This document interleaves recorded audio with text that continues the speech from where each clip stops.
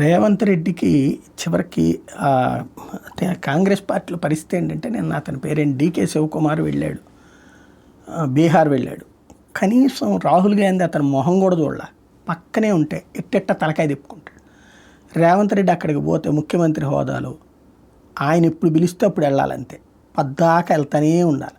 మళ్ళీ వెళ్ళాడు, ఏదో ఒక కారణం చెప్పుకోవాలి పాపం ఆయన రేవంత్ రెడ్డి.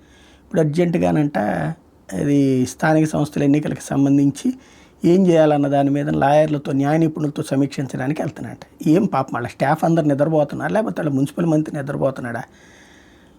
లీగల్ ఒపీనియన్ మన అడ్వకేట్ జనరల్ ఏమయ్యాడు, నిద్రపోతున్నారా? అడ్వకేట్ జనరల్కి చెప్తే ఆయనే మాట్లాడొస్తాడు కదా. అంటే ఏదో కాలక్షేపం కాదు ఇక్కడ ఆయనకి. అక్కడ ఢిల్లీలో 24 గంటలు ఎవరో ఒకరిని కలుస్తూనే ఉండాలి. ఆ గాంధీల కుటుంబాన్ని మెప్పించే గాంధీల కుటుంబానికి అనుంగు మనుషులు ఉంటారు, వాళ్ళని మెప్పిస్తూ ఉండాలి. అప్పుడు కానీ ఈయన జీవితం నడవదు. అదొక విచిత్రమైన పరిస్థితి కాంగ్రెస్లో, అదొక నయా బానిసత్వం.